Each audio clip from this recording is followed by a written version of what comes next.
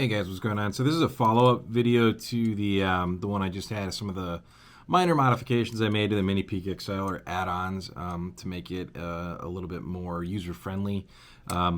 What the issue that popped up as I was kind of going through just a real quick demo of the tent as well as the 3W stove. This video is obviously about the stove. Was that the wings or the cutouts here? Let me make sure it's on the camera. So this cutout right here, the way it was originally designed is this. It is folded. This was folded up, okay, and so that allowed it to sit in the hole and prevent it from dropping down, okay. And there are 3 of those cutouts, and I came back after a windy night, and the wind must have just rocked it enough so that the tabs, really is what they were, completely snapped off, all 3 of them. So that was a little frustrating, and I did, I figured out a way to really, I think, well, one, fix my problem, but then also, realistically, I think I found a better production method if they would just look and see what they could do here. This is just a point of failure. There's just no doubt about it. So I can't believe I'm going to be the only person that this happens to.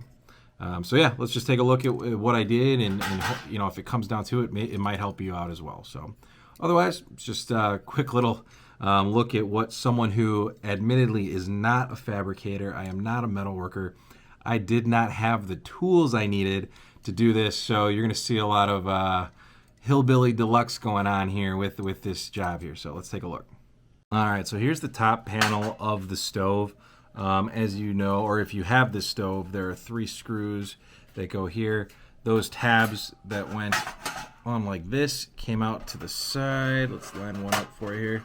So they're so low, so they would line up here, and these little screws that go right here, those tabs would basically rotate, catch the screw, and kind of lock it in place. Then you could tighten the screw down and more firmly prevent the connecting piece from moving. So like I said, rather than deal and wait for customer service, I figured, you know what, I got a piece of scrap metal lying around. I can fab something, as hillbilly deluxe as it is, to make this work. So what I did was I just took a basic square, and I took a Dremel tool. Like I mentioned, I do not have the appropriate tooling for this, but I just took a basic Dremel tool. What I did was I designed the outline of the 3 strands right here so it would come through. Of course, it doesn't want to play ball to show you. And so now it sits in there like this. What that allows me to do is then place this right here. Let me see if it's lined up. That is the correct way. And then from this location, go ahead, take the screws, put it in, lock it up. Now, this is firm. Once I get those screws in there, this cannot rotate. It's basically sitting on this edge right here. And what I ended up doing was ended up being a mistake. I had this basically an inner ring that it would sit here and connect it. But what I found out was you actually don't need these. I did happen to leave them just to kind of see how they hold up versus this one. But this stub right here, without the connecting piece, is very firm, and it would do the job. I don't think I need these, but I am leaving it. The one concern, if you're going to do this, and this is something that, I just want to say, this is something I've done, certainly not recommended. This is just something I think can get you by if you happen to pop those wings. But more or less what it allows you to do,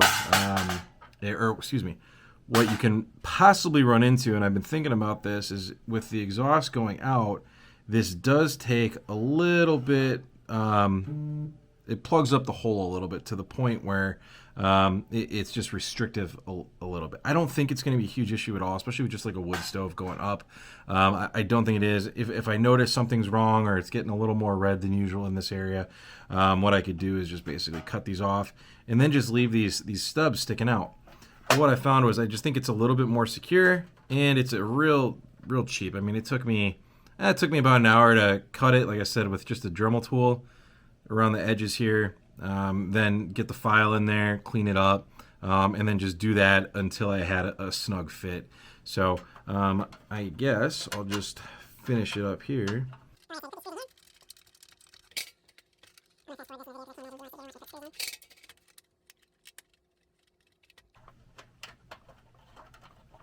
You know, and as I was doing this, I was thinking, you know, this would be, I would imagine, a fairly simple production. Like, why wouldn't you just have this actually in the lid, right? I mean, then you don't even need to worry about folding this piece or connecting it.